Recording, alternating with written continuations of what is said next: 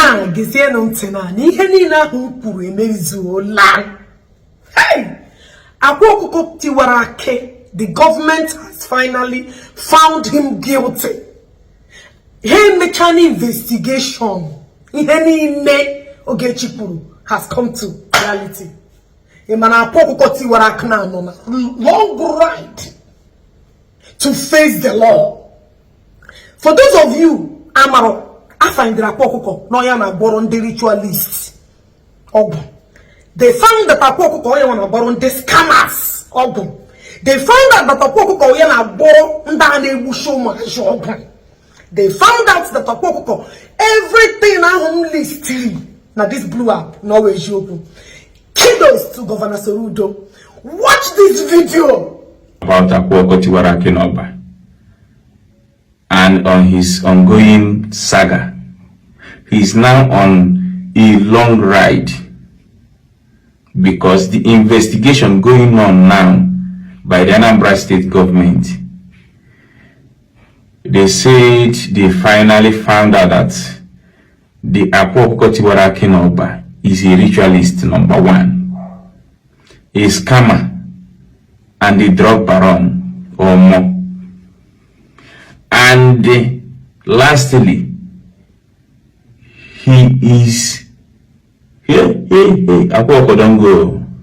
This one no be man, this one no be joke. They say na Akwa Okuko they fortify those they fortifies those deadly kidnappers, and he also fortifies armed robbers and internet fraudsters. When I hear this one, when I calm down. They say Akwa Okuko Tiwaraki Noba is on a long ride because the Anambra State government has issued directive to the appropriate agencies to sell off the shrine and confiscate all the properties, the hotels, and proceed from his evil practice to serve as a huge deterrent to all the criminals element who may be looking up to him as a role model in the society. Now they see this in why they talk. They're gonna use money they oppress una. If you did one place, you know, we just thank your God. Okay, after making all this work, now he lose everything. Not only that, he lose everything, but he's going to face a lot of things inside now. He's going to face the, oh my God, what a word. As a young guy now, I think I don't need to talk. It is well written. I told me so you go.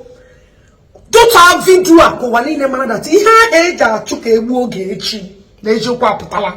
That make us oge echi egbu olonu. The thing abala. Listen to the investigation akarere out that Akwa Okuko ihe ni na oge echi puru pure. Yeni na je parking mepere onu kwuo mbegagba ndu ụwa omezukwa. Now Governor Soludo biko as a good governor and it also as a worker that brought peace in Anambra State biko imani ime chaifa ime hu J-Park arrest onwe kodi J-Park who a crime accomplice yana apana 101 J-Park china ime china nwe VVIP no lapa bia ba eburu gana mozgo ego punye ya. J-Park should be thoroughly investigated and arrested. Otan actually made Akwa Okuko. Because ihe niile Akwa Okuko mere o J-Park bu putere Akwa Okuko na social media. Woko umu banye meno wanine introduce na Akwa Okuko webi gaga ya wabusi ancha. So please Governor Soludo, imechi ha anama baragimba my governor. I am pleading, I am begging, please imecha this thing now. Emehu J-Park arrest. People go here no passion. People go here no passion that you did not do your work as a governor. But please, we are begging and we are soliciting for this Good job you are doing. JPAC should be arrested. JPAC emegalo. Oya wana adirect apande kidnapper. JPAC ji number ndeni nene bushiche mmadụ na southeast. JPAC man, everything I'm saying because all right hand man na pan. Also America did the best. Iwuru onye na ebu ogu. Ima na achọpụtara na akwa ọkụkọ na ebu ngwongwo. Ima na achọpụtara na akwa ọkụkọ na eme ritualist. Are you aware? The truth now. Investigate. When the Shiki governor, please investigate JPAC. Oh, young with the engine. Oh, young with the architect. Oh, young na okata. Muna JPAC. Muna yana muna kuku. Despite I have never met him face to face. Now he find it out. Go and watch my previous video. How the share will take to boom. JPAC more than what you are seeing and what you are hearing.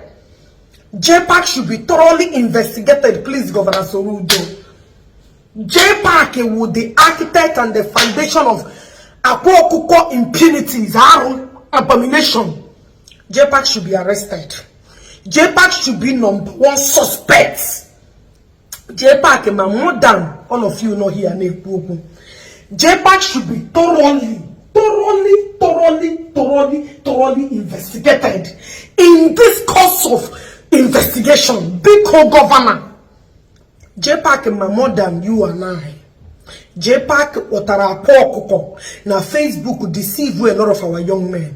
JPAC mere Anambra State is upside down today. Ndeni negotiate mado. JPAC maybe ham. Yana apana 101. Nobody listening to me until you came into the picture. Please, I would like you to listen to me again. My knees are on the floor, our governor. Big Ogeremintry. Ibiti investigation. I'm more than JPAC. Please, our governor. To go in they go them into for once.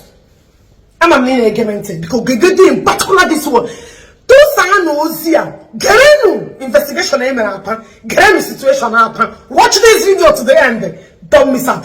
Those are ya. Na mama hampuru. Ni hampuru years back in the show with okay chatu boy and okute okuaro. Ome abega na mbozi. Gini nyash cow don't blow. Please don't blow cow nyash. I have to go with lokoko. So Akwa ihe ni na hampuru mecha uru na mbezi. Chineke nebe